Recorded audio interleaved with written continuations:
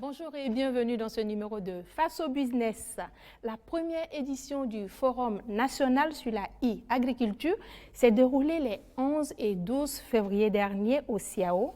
Alors, nous avons jugé nécessaire d'inviter les organisateurs sur le plateau de Face au Business pour aborder le thème suivant. Alors, le thème, c'est la e-agriculture peut-elle contribuer à la performance de l'agriculture et à l'attractivité des jeunes vers les métiers agricoles? Comment réussir cette transition au Burkina Faso? Pour ce faire, nous avons invité sur notre plateau M. Alexandre Cabré, il est le DG d'EcoData. Soyez la bienvenue sur le plateau de Face au Business. Merci, madame. Nous sommes aussi avec M. Geswende Amos Congo, il est le commissaire général du Forum national sur la e-agriculture. Il est aussi le représentant de Yampoukri. Bienvenue sur notre plateau. Okay, merci, madame. Nous sommes aussi avec M. Boukaré Sébastien Youbare. Il est le directeur des services informatiques du ministère en charge de l'agriculture. Bienvenue sur notre plateau. Merci. Et enfin, nous sommes avec M. Alfred Guinguéré. Il est le secrétaire général de la Chambre nationale d'agriculture. Bienvenue sur notre plateau. Merci bien, madame. Messieurs, sans plus tarder, vous allez vous présenter et ensuite présenter les différentes structures dont vous êtes en charge. Monsieur Cabré.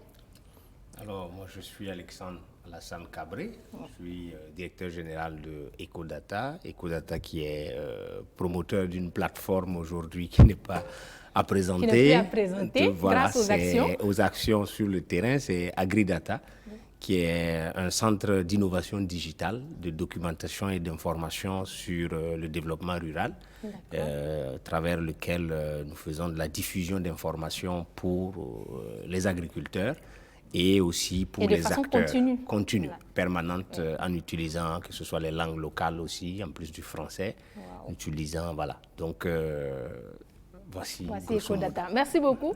Monsieur Congo, vous allez nous présenter Yampoukri et ensuite le Forum national sur la e-agriculture. Okay. Merci beaucoup, madame. Et je suis Congo Amos, comme vous l'avez dit. Oui. Et je suis le coordinateur du projet Idéal Burkina. Idéal qui veut dire innovation et développement agricole et lien vers les marchés, financé par CTA Pays-Bas. Et le projet est mis en œuvre au Burkina Faso par l'association Yampoukri, qui est une association qui œuvre depuis une vingtaine d'années pour la promotion des nouvelles technologies de l'information et de la communication. Donc au niveau de Yampoukri, c'est essentiellement comment permettre au monde rural d'avoir accès aux nouvelles outils numériques pour faire la promotion de leurs activités. C'est dans ce cadre-là que le projet Idéal a été élaboré et financé par CTA. D'accord. On va présenter de façon brève le Forum national sur la e-agriculture parce qu'après, on va rentrer dans les détails. OK. Oui. Et le Forum national sur la e-agriculture, c'est une activité que nous avons organisée avec plusieurs partenaires. Et j'ai eu l'honneur d'être désigné comme commissaire général de cette première édition. Oui. Donc, c'est un cadre d'encontre qu'on a voulu créer entre les acteurs qui travaillent dans le domaine du numérique pour qu'on réfléchisse, voir durant ces 2 jours, comment améliorer cet environnement de l'écosystème numérique au Burkina Faso. Donc pendant ces 2 jours qu'on a eu à tenir ce forum, et on a rencontré les acteurs du monde rural, on a rencontré ceux-là qui avaient leurs solutions numériques à présenter, voilà, pour montrer au public burkinabé qu'il y a de la matière au Burkina Faso. Merci beaucoup, Merci, Monsieur Congo. Madame. Monsieur Geswende, ou bien c'est Monsieur Youbare, voilà, excusez-moi. Vous allez nous présenter la direction des services informatiques du ministère en charge de l'agriculture. D'accord. Merci, madame. Effectivement, la direction des services informatiques du ministère en charge de l'agriculture est une direction centrale, donc une direction transversale qui agit au nom de l'ensemble des structures du département et dont l'objectif est de définir et mettre en place les moyens techniques nécessaires au système d'information et de planifier leur évolution dans le cadre d'un schéma directeur. Donc, nous agissons beaucoup plus sur la dimension technique des systèmes d'information, notamment le côté matériel et le côté logiciel, mais bien entendu qu'il faille aussi comprendre ce que le ministère veut au mieux pour accompagner les producteurs à travers les solutions numériques. Donc, du coup, nous œuvrons également à comprendre au mieux le processus du département pour pouvoir faire ce couplage entre les fonctions du département et les solutions numériques. Comme on a dit, l'offre et la demande. C'est ça. Voilà. Merci beaucoup. Monsieur Geswende, ça va tout maintenant. Voilà, présentez-nous la Chambre nationale d'agriculture, mais avant, présentez-vous. Okay, je me nomme M. Genguiré Alfred, je suis le secrétaire général de la Chambre nationale d'agriculture, qui est une institution consulaire à l'image des autres chambres sœurs, notamment la Chambre du commerce et puis la Chambre des métiers. Donc en fait, c'est des acteurs qui ont été élus au nom de la profession agro-silvopastorale, halieutique et faunique pour représenter la profession et défendre les intérêts de la profession. Donc d'une manière générale, c'est des structures qui ont pour en fait, mission, c'est pour promouvoir en fait, le secteur agricole en permettant en fait, aux acteurs de pouvoir en fait, participer à la définition et à la mise en œuvre des différentes politiques qui rentrent en compte dans la mise en œuvre en fait, des activités de production. Aussi, nous avons une mission aussi qui participe à la formation et à l'information du monde rural. Et je pense que le e-agriculture peut rentrer dans ce cadre. Exactement. Il y a aussi le fait que nous intervenons aussi dans l'organisation, la structuration du monde agricole, l'accompagnement des producteurs en fait, dans l'élaboration de leurs projets, la mise en œuvre, le suivi et puis l'évaluation de leurs projets. Donc aussi, avec l'adoption du nouveau décret en 2018, on nous a confié la tenue des registres des agriculteurs, c'est-à-dire c'est des registres qui vont enregistrer les exploitations agro-silvopastorales, les recenser, les enregistrer et puis les délivrer des cadres professionnels. Donc c'est entre autres les missions de la structure. Merci beaucoup. Autant pour moi, M. Genguiré, je pense qu'aujourd'hui c'est chaud. Hein. M. Guessouende, M. Genguiré, on va s'en sortir. M. Cabré, on continue? Oui. Alors, présentez-nous quelques solutions qui ont déjà été mises en place par EcoData. Voilà, ok. Donc, je parlais un peu de AgriData tout de suite, qui est en fait un hub. Hein. C'est un hub de plusieurs solutions numériques que nous avons essayé de mettre à la disposition du monde rural. Donc, pour nous, c'est améliorer l'accès véritablement à l'information décisionnelle au niveau des agriculteurs, permettre aux agriculteurs, où qu'ils soient, de pouvoir avoir des informations, se mettre en réseau, par exemple, pour des solutions de mise en réseau, des solutions de vulgarisation, par exemple, à travers la téléphonie mobile, à travers les SMS, les centres d'appel et autres. Et ensuite, le marché, avoir l'information sur le marché, pouvoir mettre en marché des produits qu'on a, connaître le cours du marché, les prix, l'évolution des prix exactement, mais aussi la remontée des informations, la collecte des données, par exemple, à travers aujourd'hui des solutions numériques, aujourd'hui des tablettes, des smartphones, on arrive à collecter les informations, mais aussi l'information agrométéorologique, notamment envoyer la météo liée au climat, savoir chaque jour s'il va pleuvoir, s'il y a du vent, est-ce qu'il a trop plu, est-ce que c'est suffisant pour s'aimer ou pas, l'ensemble de ces informations. Et en dernier ressort, c'est un peu le nerf de la guerre, c'est l'information financière, parce que nous faisons aussi à travers les outils digitaux, un peu la promotion de l'information. Nous faisons de l'éducation financière, permettre aux paysans de savoir exactement où est-ce que je peux avoir un financement si je veux faire de l'élevage, ou si je veux faire de la pisciculture, par exemple, quel est le plus adapté pour moi, le plus proche, par exemple, mais aussi permettre aux institutions de microfinance ou de finance, par exemple, d'avoir des informations sur leurs potentiels clients. Où est-ce qu'il se trouve, quelle est son exploitation, quelle est sa superficie, et puis faire le suivi à distance, ce qu'on appelle le suivi-évaluation, à distance, un peu de la mise en œuvre des projets qu'ils auront soumis ou qu'ils auront financés, etc. Donc voici entre autres solutions. Et la question que je me pose, avec le niveau d'alphabétisation des agriculteurs, comment vous arrivez à communiquer exactement et avoir de l'impact des différentes solutions sur ces agriculteurs-là? Bon, comme on le dit, aujourd'hui, le taux d'analphabétisme est très élevé, surtout dans certaines zones comme le Sahel, l'Est et autres. On n'aura pas le temps d'alphabétiser tout le monde avant, mais on peut plutôt transformer le savoir en langue locale. C'est plus rapide, c'est plus facile, c'est plus aisé et le leur apporter. Donc, c'est ce que nous faisons.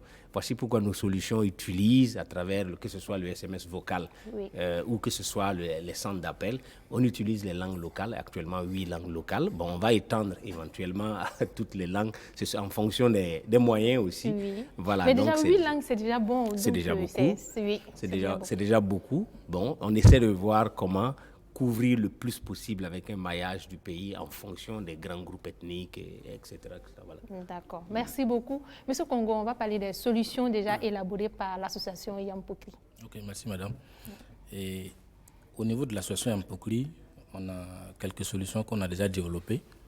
Il s'agit d'un logiciel qu'on appelle Agrico, qui est un logiciel qui permet de gérer les coopératives agricoles. Vous savez que le monde agricole est organisé en coopérative. Oui, et c'est là même qu'ils ont plus de force. Voilà, donc c'est un logiciel qui permet de pouvoir gérer les coopératives, la gestion administrative, financière et voilà, et toutes les données de la coopérative. Il y a également aussi des logiciels de gestion des stocks des produits agricoles. Voilà, ça permet aux producteurs de savoir la quantité que nous avons produite. Voilà, comment est-ce qu'on va gérer cela pour atteindre la période où il y aura le plus grand marché pour pouvoir vendre. Et en plus de ces différents logiciels, il faut dire que nous, on travaille plus dans la formation des acteurs du monde rural et à utiliser les outils basiques de l'informatique. Voilà, les femmes qui ne sont pas allées à l'école, voilà, on a des méthodes d'andragogie qu'on utilise pour les former, pour qu'ils puissent utiliser les smartphones, et les tablettes et ainsi de suite. Mais il faut dire que bon, dans le cadre du projet Gourdial où je travaille là, on n'a pas voulu inventer la roue. Donc je pense qu'on a pris notre partenaire qui est EcoData pour nous accompagner dans le cadre du projet, pour ne pas encore développer d'autres solutions. Alors que EcoData a déjà mis des solutions qui peuvent vous servir. C'est ça. Donc on a signé un partenariat pour pouvoir réaliser les activités de ce projet. Donc au niveau de Yamkoukri, je pense que c'est seulement l'éthique que nous travaillons. D'accord. Et c'est ce qu'on appelle partenariat gagnant-gagnant. Ouais, c'est ça. Monsieur Yugaré, on va parler des solutions de la DSI. Bon, je parlerai des solutions du ministère en charge de l'agriculture. D'accord. Voilà, parce que nous mutualisons en fait cet ensemble de solutions-là. Oui. Donc il faut dire que ça y va aussi de la vision du département, parce qu'il y a eu 2 axes qui ont été identifiés pour développer le secteur agricole. Le premier, c'est d'investir sur l'équipement agricole. Oui. Le deuxième, c'est sur la vulgarisation agricole. Et quand nous prenons ça, nous regardons au niveau de la dimension numérique, comment est-ce que nous intervenons. Donc nous nous sommes dit, on agit sur l'optimisation de la délivrance des services du ministère et aussi sur la mise à la disposition des solutions informatiques auprès du paysan, pour que le paysan se serve du numérique, pour également accroître sa production, pour écouler en tout cas ses produits. Donc quand je prends le premier axe qui est d'optimiser la délivrance des services du département, je prends le processus de sécurisation des intrants et de sa distribution et de leur distribution. Et on a une solution qui nous permet aujourd'hui de gérer tout le processus de certification des semences, parce que les semences, on a besoin qu'on ait des semences de qualité. Exactement. Pour s'assurer que ces semences-là vont pousser, que ces semences-là vont atteindre le niveau de rentabilité souhaité. Oui. Donc aujourd'hui, à partir des tablettes, les inspecteurs semenciers vont sur le terrain. Ils font l'échantillonnage, automatiquement les bases de données sont mises à jour et on a intégré la dimension juridique qui automatiquement permet de dire la semence elle est bonne ou pas à partir des analyses du laboratoire. Et aussi avec notre partenaire ici présent, EcoData, nous avions mis en place ce qu'on appelle le e-voucher qui permet en tout cas, entre griffes, de faire la distribution électronique des semences. Ça veut pas dire qu'on a des drones qui partent remettre les semences à l'étape actuelle, mais on envoie des SMS, en tout cas aux bénéficiaires. À partir de ces SMS, ces personnes-là peuvent se rendre auprès des distributeurs de semences et rentrer en possession. Et s'en procurer. Mais je pense que l'idée avec les drones, ça peut venir. Comme le numérique, c'est l'évolution. Voilà, on ne s'arrête jamais. C'est ça. Oui. Donc, il y a beaucoup d'initiatives dans ce sens. Il faut dire également dans le conseil agricole, notamment la vulgarisation. Effectivement, nous avions ce qu'on appelle un centre d'appel vocal. Parce que pour l'instant, on n'a pas de téléconseillers, en tout cas, qui reçoivent les appels, mais c'est un projet en cours qui va bientôt voir le jour. Donc, le producteur peut appeler à partir d'un numéro qu'on appelle le 321, donc la 321, et il a accès aux informations agricoles, sur les techniques d'agriculture, sur les informations en tout cas qui peuvent les aider à accroître la productivité agricole, à sécuriser en tout cas leur production et aussi à les écouler. Donc nous sommes en train aussi de produire des micro-vidéos qui vont servir aussi d'un cadre d'apprentissage où les gens peuvent... Sous forme de MOOC surtout. Voilà, des MOOC, effectivement. À partir de là, même moi qui ne suis pas un spécialiste de l'agriculture, je peux peut-être produire, je ne sais pas, des oignons, en suivant la tomate, le procédé, comment ça se passe. Donc nous sommes vraiment en train de travailler en tout cas sur la gestion des connaissances à ce niveau, de sorte à au mieux les vulgariser, et nous sommes vraiment sur ce chantier-là. Merci beaucoup, M. Yugaré. M. Genguéré, on va parler des solutions de la Chambre nationale de l'agriculture. Au niveau de la Chambre nationale d'agriculture, bon, on a mis en place un système d'information sur les marchés agricoles, mais c'était en partenariat avec le ministère de l'Agriculture, notamment la DGPR. Et c'est un projet qui nous a financé pour la mise en place de ce mécanisme-là, dont il y avait une cellule qui était logée au niveau des chambres régionales d'agriculture. C'était le projet PAPSA qui a fermé en novembre passé. Donc, c'est un système qui permet de collecter des informations sur le prix des produits agricoles. Et une fois que ces produits-là sont, en fait, ces informations-là sont collectées, ces informations sont traitées, et cela est porté en fait à la connaissance en fait d'un certain nombre d'acteurs qui soit peuvent s'inscrire, soit peuvent aller sur le site pour pouvoir en fait avoir les informations sur les produits agricoles. Et il y a un certain nombre de produits qui ont été ciblés, et on a travaillé en collaboration aussi avec d'autres SIM qui existaient pour pouvoir en fait mettre ensemble les informations pour pouvoir diffuser ces informations-là. Donc ça, c'est ce qui a été déjà fait, mais maintenant on a beaucoup de projets concernant en fait tout ce qui rentre dans le cadre du e-agriculture. Notamment, on est en train de voir, avec l'enregistrement dont je parlais tantôt dans la présentation de ma structure, en fait, il y aura l'enregistrement des exploitations. Et cela va permettre d'avoir une base de données informatisée sur l'ensemble des exploitations qui se trouvent et qui ont voulu s'enregistrer au niveau en fait, de la plateforme, puisqu'on va mettre en place une plateforme. Et à travers cette plateforme, les agriculteurs vont venir, ils vont s'identifier, enregistrer l'exploitation, et puis on va leur délivrer des cartes. Donc ça va être une base de données qui pourra peut-être en fait permettre un meilleur ciblage, par exemple, des interventions, parce que plus vous avez des données sur les exploitations, plus vous savez de quoi l'exploitation a besoin, et puis aussi vous pouvez savoir quelle peut être en fait la production ou bien la productivité, par exemple, de cette exploitation. Donc tout cela, c'est en cours. Il y a aussi le fait qu'on est en train de réfléchir pour mettre en place un centre d'appel, c'est-à-dire pour pouvoir faire de l'encadrement à travers les NTIC. Ça, c'est quelque chose qui est vraiment important parce que, bon, vu le contexte qu'on vit actuellement avec l'insécurité à des zones où l'encadrement ne peut plus accéder, mais en ayant ces solutions-là, cela peut vraiment aider. À distance, c'est des solutions, mais bon, c'est en état de projet d'abord. On attend de pouvoir, en fait, pouvoir dérouler tout ça. D'accord. J'aimerais continuer avec vous. Est-ce qu'il y a des actions qui sont déjà mises en place? Est-ce que vous avez des impacts actuellement? Concernant les impacts, c'est au niveau du ciment, où il y a eu des mises en relation entre des acheteurs et puis des producteurs, notamment à travers le ciment. Et cela, il y a des chiffres, mais je n'ai pas les chiffres avec moi. Où, par exemple, on a permis en fait des ventes, il y a eu des ventes, il y a eu des contrats. Et tout cela, le réseautage. Voilà, le réseautage, tout cela a pu se faire. Et c'est quelque chose qu'on veut institutionnaliser maintenant. Je pense qu'il y a des textes qui ont été adoptés dans cette matière. Ou bien les textes sont en cours d'élaboration au niveau du ministère. Et ce serait un système qui sera viable et pérenne si véritablement les financements sont là pour pouvoir poursuivre. Donc au niveau du ciment, il y a eu des résultats. C'est-à-dire il y a eu beaucoup de résultats, notamment en termes de mise en relation, comme je le disais. Maintenant, c'est les autres actions, ce n'est pas encore mis en œuvre. Je me dis que qui vont suivre et pourront avoir peut-être, qui auront sûrement des impacts sur la production agricole. Merci beaucoup, M. Guendéré. M. Dubaré, on va parler de l'impact des solutions dont vous avez parlé tout à l'heure.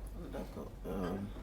OK, quand je prends par exemple le domaine, la sécurisation des semences dont j'ai évoqué tout à l'heure, vous voyez qu'avant, on avait des fiches, on partait au champ, on échantillonnait, ça veut dire on reportait ça sur des papiers, et après on revenait au niveau national, on s'assoit, on saisit, après ça repart au laboratoire, on revient. Voilà. Donc depuis que nous avions pu mettre en place cette solution, on a observé qu'on gagne au moins 1 mois dans le traitement des semences. Donc, qui gagne 1 mois et permet aux producteurs de semences de les écouler dans le temps, permet aux producteurs également d'avoir les semences avant que les pluies ne tombent, mais avant, effectivement, il y avait cette difficulté-là. Donc, quand même, c'est une solution qui a permis d'aider en tout cas le département. De pallier à des difficultés. À mettre en tout cas à la disposition des institutions semencières à temps, en tout cas ce qu'ils ont mis à la disposition du ministère pour vérifier la qualité de ces semences. Vous voyez des sociétés comme la FASO qui vendent à l'international les semences et s'ils sont en retard par rapport au certificat, puisque sans le certificat, vous ne pouvez pas vendre. Donc cette solution, en tout cas, est une des solutions qui est révolutionnaire, qui nous a permis de beaucoup gagner en temps, en optimisant également en temps. Ça nous permet aussi de réduire le coût, parce qu'à ce niveau, en gagnant 1 mois sur un processus, c'est clair qu'il y a beaucoup d'étapes aussi que nous avions sautées, qui nous permettent d'optimiser. Quand je prends au niveau de la e-voucher aujourd'hui, parce que ça permet au ministère, à travers cette approche, de ne plus faire de l'acquisition des semences, des intrants. Voilà. Donc les engrais, c'est le privé qui met à la disposition les engrais. Et le ministère s'assure de l'enlèvement de ces engrais. Et à travers ce dispositif, pourra maintenant rembourser le complément à ce privé-là, notamment les agro-dealers. Voilà. Donc ce sont des SMS que nous envoyons aux producteurs. Les producteurs s'en servent comme preuve pour récupérer et également à travers le mobile banking effectue les paiements également. Et à la fin, le ministère a un suivi en temps réel et ça permet effectivement au département de dire voici en tout cas la subvention de l'État à reverser auprès de ces agrodealers. Et je pense que cette méthode est plus efficace. Voilà. Je voudrais aussi aborder aussi au niveau national, notamment, il y a des solutions qui sont en cours d'élaboration, notamment dans le système d'information géographique. Le SIG-SR qui est en train d'être financé par le e-Burkina, nous sommes à la phase terminale, où ce système-là nous permet de prendre vraiment des décisions pour notre secteur. Pourquoi? Si je peux savoir que dans telle zone, nous avons tel potentiel, ça facilite l'intervention du département. Ou que vous êtes dans une zone, vous avez soif, vous avez envie de boire. Comment est-ce que vous allez savoir qu'il y a un forage à côté ou pas? Donc, si vous avez accès à cette solution, vous avez les distances, ça peut, à travers votre GPS. C'est une sorte de géolocalisation. Voilà, vous allez aller vers un point d'eau. Il va vous permettre facilement d'étouffer votre soif. Ou pour les animaux qui vont s'abreuver, ainsi de suite, ainsi de suite. Donc, vraiment, aujourd'hui, nous pensions qu'il y a beaucoup de solutions qui peuvent être mises en œuvre pour faciliter, en tout cas, l'action et des producteurs et aussi des gouvernants. Merci beaucoup, M. Jingale. M. Congo, on va parler de l'impact et puis continuer avec vous. Vous allez nous rappeler le thème de cette première édition. Ok. Merci, madame. On a des solutions au niveau de Yampoukoury, comme on l'a dit. Il y a Agrico qui nous a permis d'accompagner 56 coopératives agricoles. Oui. Voilà. Et on a vu qu'il y a eu une amélioration dans leur système de gestion de leurs membres. Et sans compter que les coopératives sont constituées de plusieurs agriculteurs. C'est ça. Ouais. On a aussi, moi je consomme le produit EcoData dans le cadre du projet que j'ai dit. Oui. Et avec 350 jeunes entrepreneurs agricoles que nous avons accompagnés cette année, 2 ans. Et on a utilisé la plateforme AgriData dans le cadre de leurs activités. Sur tous les moyens de la production, transformation, commercialisation et production. Oui. On a organisé ces jeunes en maillon. Et avec la plateforme AgriData, on leur envoie des messages, des SMS et des appels vocaux pour communiquer sur l'itinéraire technique de production de certaines spéculations que nous avons voulu accompagner, également donner les informations sur les différents marchés. Et aujourd'hui, je peux vous affirmer que le retour est positif parce qu'on a fait le bilan à mi-parcours du projet en mars 2019.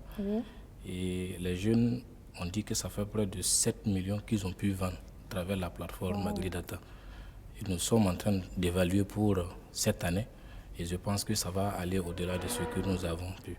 Alors donc, on voit déjà l'importance du numérique dans le secteur agricole. Oui. Il faut aussi souligner que, Yampoukoury, en plus de ces solutions qu'on a là, on élabore des sites web pour les organisations paysannes, dont la Chambre nationale d'agriculture, nous avons élaboré leur site web.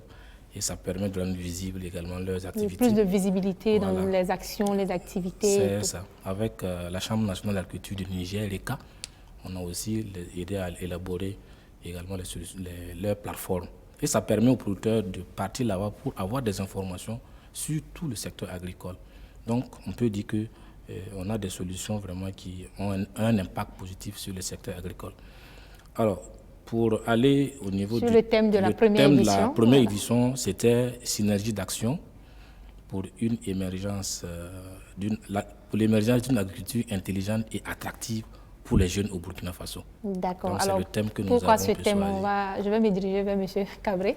D'accord. Pourquoi ce thème Alors, il faut dire un peu que peut-être que même quand on va parler un peu de bilan ou d'impact, d'effet et autres, ça va nous donner le point parce que il faut dire que nous avons commencé avec notre plateforme. Aujourd'hui, nous avons une base de données de près de 600 000 agriculteurs, dont 38 000 utilisateurs réguliers, c'est-à-dire qui utilisent au moins une fois par an. Donc, 37% de ces utilisations-là concernent l'information agrométéorologique. Est-ce qu'il a plu? Est-ce qu'il va pleuvoir? Quand est-ce qu'il va pleuvoir? Quand est-ce que je peux s'aimer, par exemple? Et ça, ce sont des choses mesurables. Oui. Voilà. Maintenant, il y a des difficultés aussi que vous rencontrez, certes, mais on s'est rendu compte qu'il y a des similitudes souvent dans ce que nous faisons et, par exemple, ce que veut faire la Chambre d'agriculture ou ce que veut faire le ministère de l'Agriculture, par exemple. Et ça, c'est parce qu'il manquait quelque part une plateforme de collaboration. C'est ce qui a conduit en fait à ce que les différents acteurs qui sont dans ce domaine se retrouvent et se disent, bon, il faut que la révolution numérique c'est inévitable. Oui. Et l'agriculture doit saisir cette opportunité. Le Burkina ne doit pas rater ce virage-là. Mais pour ne pas rater ce virage, il faut que nous apprenions à travailler ensemble. C'est beaucoup plus efficace. Oui. Et on perd moins de temps. Et donc, c'est ce qui a amené l'ensemble des acteurs à prendre ce thème sur la synergie d'action pour plus d'efficacité dans la mise en œuvre aujourd'hui. Et en agriculture, il y a un peu le paradoxe du 60-60. C'est-à-dire, on dit plus de 60% des agriculteurs ont plus de 60 ans. Oui. Vous voyez? Donc, ça fait que c'est les vieux qui nourrissent tout le monde. Exactement. Et donc, d'ici quelques temps, ils seront très fatigués. Oui. Qui va prendre le relais? Qui va prendre le relais? C'est les jeunes. Mais les jeunes n'aiment pas l'agriculture, on dit généralement pour les 3 facteurs, notamment la pénibilité du travail et la non-visibilité de la rentabilité. Oui. On pense que c'est plus rentable de vendre des portables au Carrefour que de faire de l'agriculture, ce qui est faux. Parce que derrière aussi, il y a l'image de l'agriculteur. Personne, pendant longtemps, n'avait envie de se présenter comme un agriculteur. On a tous vu cette épée là, si tu ne vas pas à l'école, tu vas venir là, tu reviens cultiver. Et je pense que ce sont nos coutumes même qui ont engendré cela, voilà, des idées arrêtées. Voilà, c'est ceux qui ont eu les échecs qui reviennent à l'agriculture. Alors qu'aujourd'hui, on se rend compte que dans l'agriculture, il y a des jeunes, il y a des milliardaires, il y a des choses. Et il y a des solutions qui existent, notamment ce qu'on appelle tout ce qui est technologie, agritech, l'irrigation goutte à goutte, la pisciculture hors sol, l'agriculture hors sol. Toutes ces techniques-là permettent de réduire la pénibilité. Exactement. Et en termes de rentabilité, on a aujourd'hui des applications qui nous permettent de savoir si je dois arroser ou pas, et combien d'engrais j'ai mis, pour calculer un peu, pour optimiser les charges surtout. Optimiser les charges. C'est un peu l'ensemble de ces solutions. On s'est dit, ça peut permettre véritablement d'attirer les jeunes à l'agriculture, parce qu'aujourd'hui, l'agriculteur d'aujourd'hui n'était pas celui d'hier. Oui. Il est aujourd'hui, il a un smartphone, il a un drone, il est cultivé, il est dans le monde moderne. Il est moderne, il a des tracteurs, pour ceux qui ont des grandes superficies, il a un tracteur qui peut automatiquement lui-même calculer la profondeur, par exemple, d'enfoncement de la houe pour pouvoir mieux exploiter le sol. Il a le drone qui lui permet de savoir où il faut mettre l'engrais ou le fumier organique exactement, et choses. Donc aujourd'hui, nous avons une agriculture assez, comme on va dire, choco, soft, attractif. Bon, ça revient au thème de l'émission. Voilà, alors, exactement. Pourquoi vous pensez que le numérique va attirer la jeunesse vers la terre? Voilà, donc ça confirme exactement, c'est un peu ça, parce que tous ces outils-là aujourd'hui, le taux de progression du numérique est phénoménal. Mais est-ce que sur le terrain, vous arrivez à comptabiliser cette jeunesse-là qui fait le retour vers la terre? Oui, parce que il y a beaucoup de cas concrets. Bon, à travers le projet idéal, on a vu des cas concrets, par exemple. Mais aussi, quand vous prenez, il y a des leaders bien connus. Vous prenez le président de la Chambre nationale d'agriculture qui est jeune, il utilise toutes ces technologies-là dans sa ferme avicole.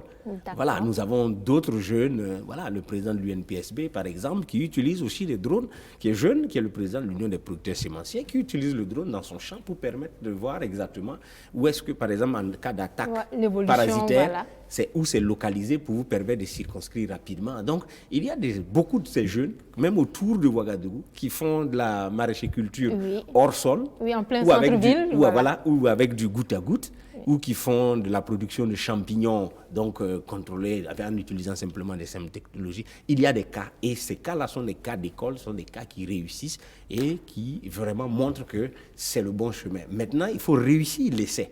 C'est l'objectif vraiment de ce forum-là. Voilà, se mettre ensemble pour réussir cet essai. Merci beaucoup. Monsieur Congo, vous avez quelque chose à ajouter? Et ajouter en disant que les jeunes s'intéressent au secteur agricole maintenant. Ce n'est plus comme par le passé où les jeunes avaient cette honte-là. Comme on le disait souvent, si tu échoues à l'école, tu vas retourner au champ. Aujourd'hui, ce n'est plus le cas. C'était une punition. C'est ça. Aujourd'hui, ce n'est plus le cas. Et à travers le projet idéal que nous menons, et je pense que quand je prenais le poste, les partenaires techniques avaient donné un critère. Il faut être un jeune en activité, avoir un âge compris entre 18 et 35 ans. Et là, les membres de conseil d'administration ou bien de commission d'approbation du projet ont dit non, qu'on ne peut pas avoir des jeunes qui ont cette fourchette d'âge-là et qui vont se lancer qui s'intéressent à la terre. Dans la terre. J'ai dit non, on peut en trouver au Burkina Faso. Mais aujourd'hui, nous sommes à la fin du projet, mais j'ai près de 5000 jeunes dans ma base de données qui travaillent véritablement et qui s'intéressent au secteur agricole. Comme l'a dit M. Cabri, aujourd'hui l'agriculture est devenue choco. Je peux l'affirmer parce que j'ai fait le terrain et je sais ce que cela en vaut. Donc, les jeunes sont véritablement engagés pour le secteur agricole. Maintenant, il faut les accompagner. Exactement. On va écouter aussi l'avis de nos partenaires. Voilà. Monsieur Yugbare. D'accord, merci bien. Bon, je vais peut-être ajouter un peu déjà ce que les autres ont dit, parce qu'il faut dire que les facteurs de refus, c'est quoi? Probablement la pénibilité de l'agriculture et aussi sa non-rentabilité peut-être. Donc, nous voyons également que nous avions des solutions numériques qui permettent une agriculture non pénible et une agriculture rentable. Donc, quand je regarde, par exemple, l'usage des drones qui nous permettent à la fois de faire de la reconnaissance et aussi qui nous permettent d'agir. Oui. Je prends un drone qui est capable d'aller voir un peu la situation de mon champ, identifier peut-être des maladies, des insectes sur mon champ, et ce même drone-là est en capacité de décider d'intervenir à travers des produits automatiques. Wow. Donc, du coup, ce n'est plus cet agriculteur-là qui va apporter les trucs au dos pour aller pulvériser, voilà, pour avoir des problèmes de santé après, qui aura des cheveux blancs vite et tout. Donc, nous sommes en train peut-être de trouver des solutions, en tout cas, de sorte à ce que la jeunesse puisse s'intéresser. Donc, aujourd'hui, la jeunesse se définit par le numérique. Oui.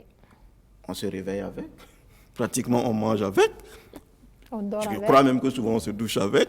Donc, mais ça, c'est pas prudent. Il faut le déconseiller, oui, parce que c'est un appareil électronique, les courts-circuits, il y a de l'eau, donc il faut vraiment déconseiller ça. Donc, qu'est-ce qu'il faut faire? C'est de voir comment on fait au mieux usage du numérique, du potentiel du numérique, et que les jeunes puissent s'intéresser à l'agriculture. Le ministère a mis en place ce qu'on appelle le modèle d'exploitation agricole aujourd'hui, pour qu'on puisse produire de façon continue dans l'année, pour qu'on soit plus assujetti à la saison pluvieuse. Donc, à travers ce modèle également, nous avons pensé à comment le numérique peut accompagner ce système-là, de sorte à ce que la jeunesse, en tout cas, fasse de l'agriculture, en tout cas le premier secteur de l'emploi, et ça devient aussi comme un bureau où tu as le plaisir d'y aller, où tu pilotes tout à distance, tu fais l'optimisation de l'eau, en tout cas la surveillance de qualité et en tout cas agir aussi de façon qualitative. Exactement. Donc, nous avons et je pense que le slogan, il faut le réveiller, la richesse du pays repose sur l'agriculture. C'est une réalité. Durant notre enfance, on l'entendait, voilà, mais maintenant, il faut que ce slogan revienne. En fait. On dit que la terre ne ment pas. Oui, voilà. Tirons de son potentiel. Monsieur Guengere, voilà, on y va. En fait, le secteur agricole, on peut dire c'est le secteur mère, en fait, du tout. C'est la base.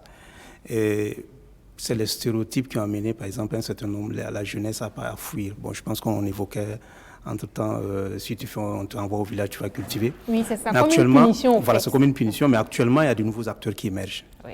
Et quand on parle de l'application, en fait, des TIC au niveau de l'agriculture, il y a l'avant et puis il y a la pratique. Oui. Par exemple, actuellement, il y a la jeunesse qui est là, qui propose des solutions TIC. Et là, ça crée encore de l'emploi en amont qui permet de trouver des solutions TIC, de pouvoir en fait développer un certain nombre de logiciels et même d'outils et de matériel qui peuvent être valorisés dans l'agriculture. Ça crée de l'emploi. Il y a en fait la pratique de l'agriculture elle-même. Oui. Imaginez-vous par exemple si à travers par exemple les informations, je peux savoir quand semer, quand récolter, à quel moment je dois faire attention parce que si je ne récolte pas, on peut avoir des pluies et puis ça va pourrir ma production. Donc, ça permet en fait de faire de ce secteur-là un secteur rentable. D'être plus prudent. Plus prudent et rentable. Oui. Parce que plus les risques diminuent, plus en fait la rentabilité augmente. Donc, ça, c'est des choses qui viennent en agriculture avec le développement des TIC. Maintenant, la problématique pour les jeunes, c'est comment faire pour que, par exemple, sur les 12 mois-là, tu ne travailles pas 4 ou 3 mois et le reste, tu t'assois. Ouais. Je pense qu'au niveau du ministère de l'Agriculture, il y a le projet qu'on est en train de développer, les fermes modèles, où, par exemple, il y a la maîtrise de l'eau. Si, par exemple, il y a cette maîtrise de l'eau, ici, cette maîtrise de l'eau est accompagnée, par exemple, des solutions TIC qui permettent d'optimiser l'utilisation de cette eau, notamment à travers l'utilisation, par exemple, des systèmes d'irrigation informatisés qui permettent de savoir quels sont les besoins de la plante, à quel moment il faut arroser, et même souvent quel dosage, puisqu'en fait, l'eau même, on peut, par exemple, mettre l'engrais à travers l'eau directement au niveau des plantes. Donc, tout ça, c'est des solutions qui sont en train de se mettre en place. Donc, c'est un secteur attractif. Et l'un des secteurs attractifs actuellement, où il y a beaucoup de jeunes, si vous allez sur les réseaux sociaux, vous allez les voir, c'est l'agriculture, l'élevage, notamment l'aviculture. vous allez voir que beaucoup de jeunes, dans leur maison, ils peuvent barrer un petit coin avec quelques cages, ils font de l'élevage. Ça peut être soit l'élevage de la volaille, soit l'élevage des lapins. C'est des choses qui sont là, les jeunes s'adonnent. Parce que quoi qu'on dise, on est dans une perspective où l'État ne peut pas employer tout le monde. Exactement. Il faut qu'on arrive, par exemple, à aller vers le secteur où il y a toujours la demande, où on a toujours besoin de main-d'œuvre. Parce que, par exemple, si je prends le cas du milieu rural avec l'apparition des sites miniers et tout ça, l'exploitation minière, qu'elle soit industrialisée ou artisanale, il y a beaucoup de main-d'œuvre qui sont partis. C'est les vieux qui sont là. Donc, en fait, les TIC vont permettre à ces acteurs-là de revenir et de s'investir. Et je pense qu'il y a beaucoup de solutions qui sont développées dans ce sens-là. Exactement. Merci beaucoup, M. Guinguéré. On va faire maintenant le bilan de cette première édition. M. Congo. Ok. En termes de bilan, d'abord, il faut dire que nous sommes satisfaits. On commence déjà avec la satisfaction. Voilà. C'est bien, on y va. Voilà, parce que c'est un bilan moral. Exactement. Voilà. Donc, on est satisfait pour cette première édition. On a osé, mais on a vu ce que ça donnait. Alors, donc, en termes de chiffres, on a eu près de 500 participants qui se sont enregistrés sur notre plateforme et qui sont effectivement venus. Mais il faut dire que la participation dépasse ce nombre-là, parce qu'il y a des gens qui viennent, qui repartent, et les soirs, les gens viennent visiter les stands. Donc, il y avait de l'engouement lors de cette première édition du Forum sur la agriculture. Et on a eu également la participation des organisations internationales et nationales, telles que les SEALS, les USAID, les États-Unis, la FAO. Et on a eu 5 panels de haut niveau sur le thème de la agriculture. Surtout la synergie des acteurs. C'est ça. On a vu des panels de haut niveau et les participants ont été édifiés. En termes d'exposants, on a eu 39 personnes qui sont venues présenter ce qu'ils savent faire. Leur production, leur savoir-faire. Leur savoir-faire dans le secteur agricole. Donc, en termes de bilan, nous sommes satisfaits. D'accord. Voilà, et on remercie les partenaires qui nous ont accompagnés pour cette première édition. Et vous avez des partenaires déjà sur le plateau, donc je pense que le message il est passé. Monsieur Cabré, vous avez quelque chose à ajouter sur le bilan de cette première édition? Par rapport au bilan, surtout, ce qu'il faut dire, c'est que c'est l'engouement surtout. Parce que lorsqu'on a eu à reporter le forum plusieurs fois, soit pour des raisons de ressources, mais à la fin, finalement, on s'est rendu compte qu'on avait vu petit. L'engouement, quand ça a été lancé sur la toile, rapidement, on a eu, je pense, près de 350 inscrits à participer effectivement sur place. Et ça, déjà, ça dépassait ce que nous, on avait prévu. Et c'est ce qui a mené le report de décembre. On a dû négocier avec les ministres et autres pour véritablement reporter, pour pouvoir canaliser un peu tout ça. Parce que, et on a vu, il parlait des 500 inscrits qui ont été assidus durant les 2 jours. Ça, c'était fantastique. C'était fantastique et avec des questions précises. Vous sentiez que c'était des gens qui voulaient pratiquer, qui voulaient effectivement utiliser ou bien qui avaient des solutions à proposer qui étaient là.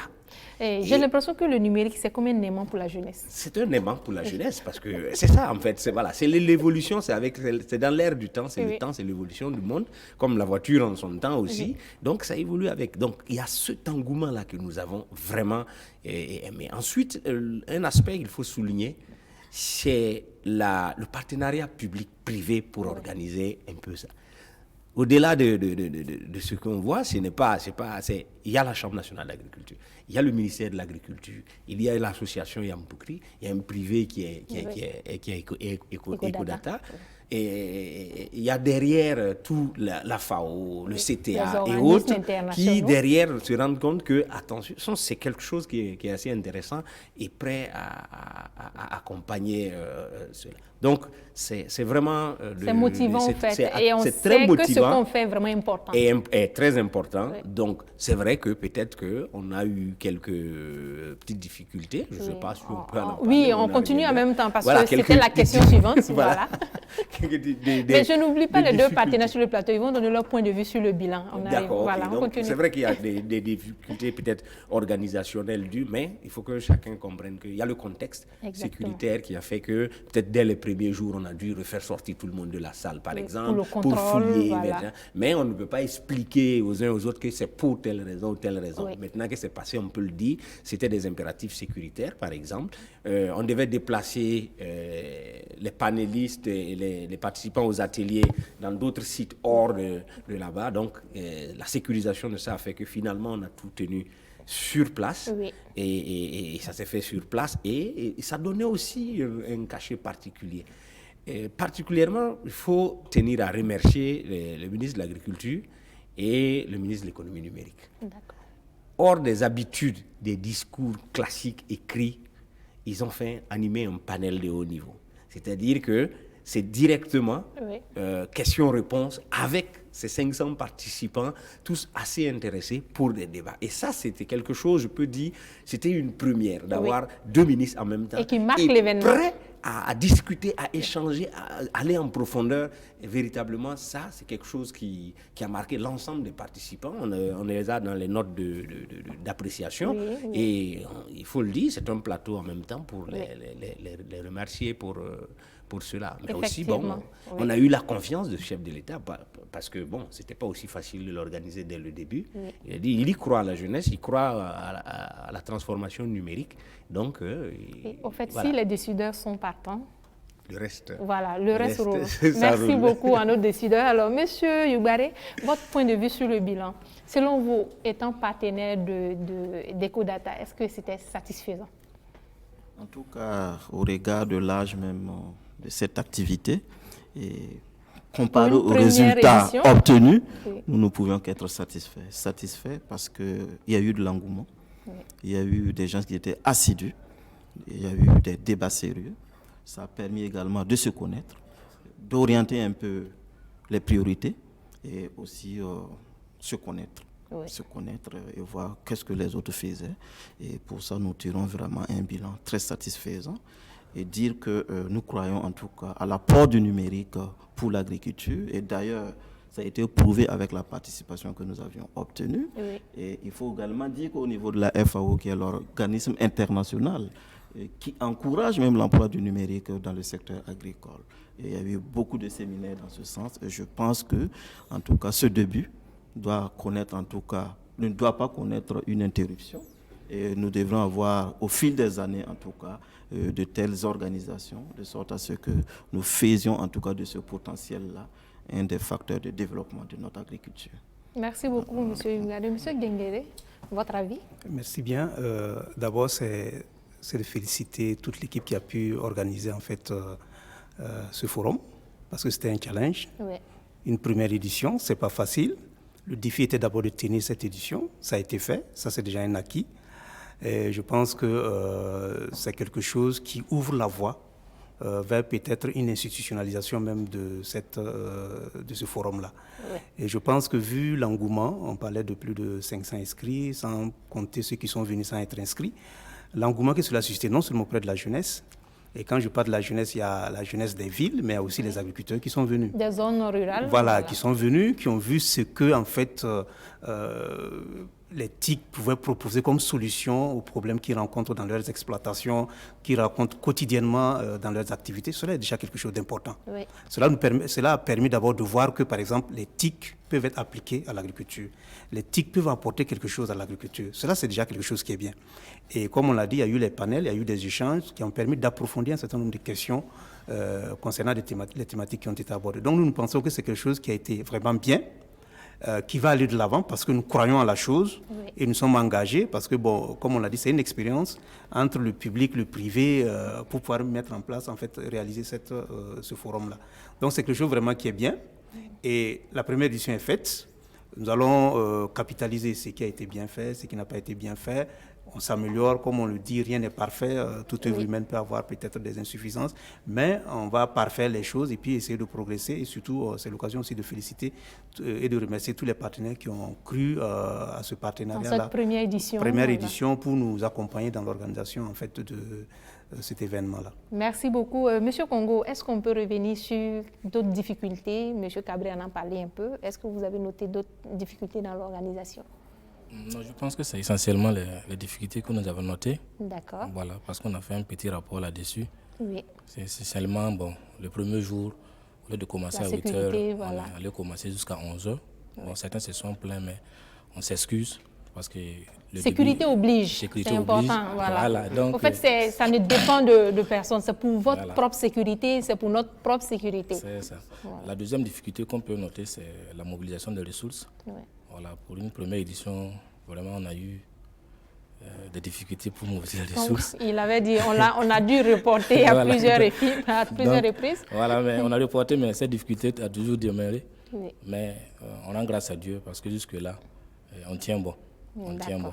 Voilà, donc c'est également féliciter tous les partenaires qui ont cru à nous et qui ont apporté leur modeste contribution pour que nous puissions tenir ce forum également. Nous sommes déjà à la fin. Comme le temps passe vite, votre dernier mot et puis si vous avez un contact professionnel à nous laisser pour les téléspectateurs, on y va. Le dernier mot, c'est de dire merci à tous les membres du comité d'organisation et merci aux participants, merci aux partenaires techniques, aux financiers qui ont cru à cette première édition du Forum national sur l'agriculture.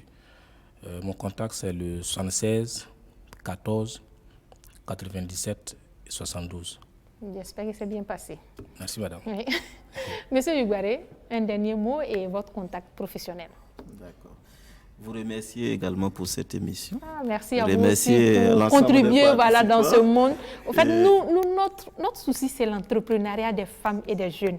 Donc, tout ce qui peut accompagner les jeunes et femmes entrepreneurs au Burkina Faso, face au business est là. Merci. Merci pour cette ouverture, pour les jeunes, pour les femmes. Et merci également aux différents organisateurs de ce forum e-agriculture. En tout cas, nous l'avons dit, ça a été vraiment un succès et nous espérons en tout cas avoir beaucoup plus de succès. Et pour nous, ministère de l'Agriculture, pour nous contacter, nous sommes situés à Ouara 2000, non loin de la télévision BF1. Nous sommes voisins. Voilà, dans le prolongement en allant vers l'ambassade des États-Unis. Et vous pourrez appeler le standard du ministère, c'est le 25 49 99 de 00 à 09 et demander soit la direction des services informatiques, la direction de la communication et de la presse ministérielle ou un ensemble de structures en tout cas qui également participent en tout cas à la mise en œuvre de ces solutions pour en tout cas l'ensemble des structures du département. Merci beaucoup Monsieur Yugbaré. Monsieur Genguéré, on y va. Un dernier mot. Pour le dernier mot, j'aimerais d'abord remercier BF1 qui nous donne cette tribune pour pouvoir échanger concernant le e-agriculture. Et comme on le dit, ça a été une première édition et nous espérons pouvoir en fait organiser plusieurs éditions. Oui. Et cette tribune nous a permis, par exemple, de pouvoir en fait voir ce qu'on a pu faire, les résultats qu'on a pu atteindre, même si on a dit qu'il y a eu des insuffisances, mais comme on le dit, tout est parfait. Exactement. Donc, je pense qu'il y a d'autres qui se sont excusés. On s'excuse pour tout ce qu'on a eu comme manquement et toujours susciter en fait l'accompagnement des partenaires pour en fait les prochaines éditions. Oui. Parce que, comme on le dit, c'est quelque chose qui se fait en partenariat. On a besoin d'appui, on a besoin de soutien pour que en fait, les autres éditions puissent avoir plus d'éclat. Pour la Chambre nationale d'agriculture, nous sommes situés tout juste derrière la maison de la presse Norbert Zongo, à Gouin, tout juste avant le pont Kadiogo. Le numéro de service est le 25 34 04 06 ou le 25 34 04 10. D'accord, merci beaucoup. Merci. On va prendre le mot final avec Monsieur Cabré. Merci beaucoup. Je pense que pour terminer, je vais peut-être juste dire merci au comité d'organisation pour ceux qui ont fait très attention. Nous avons confié l'organisation aux jeunes. Ouais. Pour la plupart, étaient à leur première organisation d'un événement et nous sommes restés derrière en back-office, en back-stopper pour surveiller. Là, je pense que la moyenne d'âge devait être de 26 ou 27 ans. Ça, c'est le travail des leaders. Voilà. Et de laisser faire pour qu'ils se... Et c'est ce qui aussi, je pense, a créé l'engouement parce qu'ils savent se parler entre eux à un certain dialogue. Et nous, derrière, nous appuyons pour que les choses marchent comme ça doit marcher. Maintenant, pour revenir au Forum national sur la e-agriculture, nous allons tenir dans les semaines à venir, dans les jours à venir d'ailleurs, un atelier de capitalisation sur le forum pour faire le bilan financier, technique et autres, et surtout fixer quelle forme, quels sont les partenaires et quelle peut être la date de la prochaine étape, parce que nous avons eu l'engagement déjà des ministres et aussi des partenaires techniques et financiers, la FAO, le FIDA, l'USAID, etc., à accompagner la tenue de ce forum-là. Donc, c'est de faire cet atelier de capitalisation, prendre ces résultats pour les présenter aux différents ministres et ensuite l'acheminer aussi au président du FASO. Voilà, pour toujours avoir son soutien dans ce sens pour l'organisation. Et voilà, donc je pense que grosso modo, c'est ce que je voulais dire un peu pour les activités à venir dans ce domaine-là. On avait souhaité peut-être tenir la prochaine édition, peut-être toujours en 2020, Oui. Parce que cette édition était une édition de 2019 qui a été Deux tenue en éditions dans la 2020. même année. Voilà, c'est pas le temps Oui. qui est important, c'est pas important, l'année, oui. mais c'est exactement l'engouement qu'il y a et Exactement. la nécessité véritablement pour nous de transformer l'essai, comme je l'ai dit, que le numérique soit une opportunité, une alternative que les jeunes peuvent saisir. Oui. Nous avons l'avantage d'être un pays en retard, donc on ne peut que enjamber des cadavres. Normalement, on devrait aller vite. Courir. Oui. Donc on devrait aller vite, c'est ce que j'ai l'habitude de dire.